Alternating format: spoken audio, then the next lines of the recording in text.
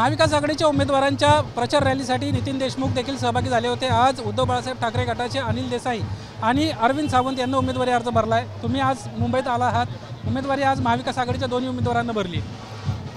निश्चितपणे आज महाविकास आघाडीचे आमचे शिवसेनेचे अरविंद सावंत साहेब आणि अनिल देसाई यांचा उमेदवारी अर्ज भरण्यासाठी विदर्भातून अनेक शिवसैनिक मोठ्या उत्साहाने या ठिकाणी दाखल झाले।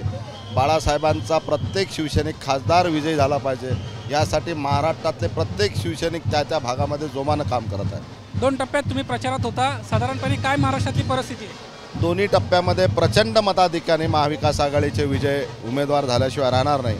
मग आमच्या पश्चिम विदर्भामधल्या 4 सीटा चांगल्या प्रचंड मताने विजेतील आमचे नरेंद्र खेडेकरजी, अकोल्यामध्ये अभयदादा पाटील आणि अमरावतीमधले वानखळे आणि संजय देशमुख या प्रचंड मताधिक्याने 4 सीटा पश्चिम विदर्भामधल्या 4 सीटा विजय होतील। त्यासोबत ज्या मग वर्धा असू द्या, हिंगोली असू द्या, परभणी असू द्या, ह्या ठिकाणी महाविकास आघाडीचे सर्व उमेदवार निश्चितपणे विजयी होतील।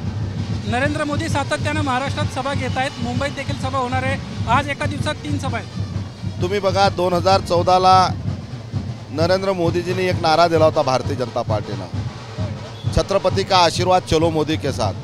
ह्या महाराष्ट्रातल्या मराठी माणसाचा आशीर्वाद हा छत्रपती शिवाजी महाराजांच्या मावळाला भेटेल, गुजरातच्या बनियाला भेटणार नाही।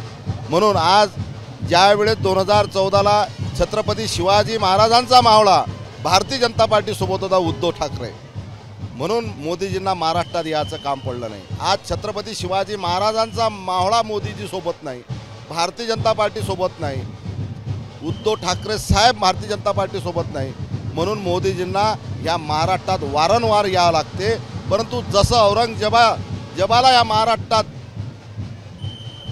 4 मुंड्या चिपीत केलं, तसं भारतीय जनता पार्टीला सुद्धा मोदीजींना हा महाराष्ट्र 4 चिंड्या चिपीत केल्याशिवाय राहणार नाही, पायचीत केल्याशिवाय राहणार नाही। राजकीय वर्तुळात ही देखील चर्चा आहे की दबाव तंत्राचा मोठ्या प्रमाणात आता वापर सुरू झालेला आहे।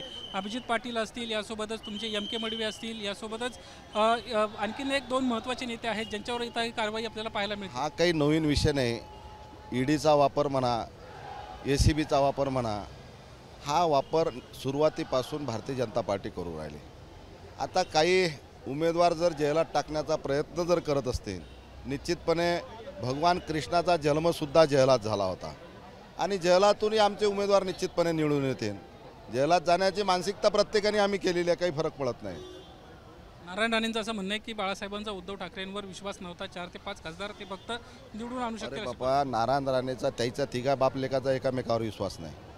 70 ओलांडली तरी नारायण राणे नकली डोक्यात टोप घालते, एवढा तो नकली माणूस आहे।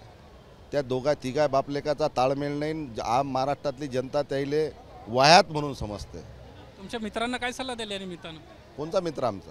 जे दुसऱ्या शिवसेनेत आहेत ते? नाही, मित्र म्हणून नाही, गद्दार आहेत। गद्दार हा कधी मित्र होत नसते। आपण पाहतोय गद्दार हा कधी मित्र होत नसतो, अशा पद्धतीची एक टीका या निमित्तानं नितीन देशमुखांनी केलेली आहे। या ठिकाणी उमेदवारी अर्ज भरला जातोय अरविंद सावंत, यासोबतच अनिल देसाई यांचा। कॅमेरामॅन अरविंद वारगे, निलेश बुधावले, ABP माझा, मुंबई। ABP माझा, उघडा डोळे बघा नीट।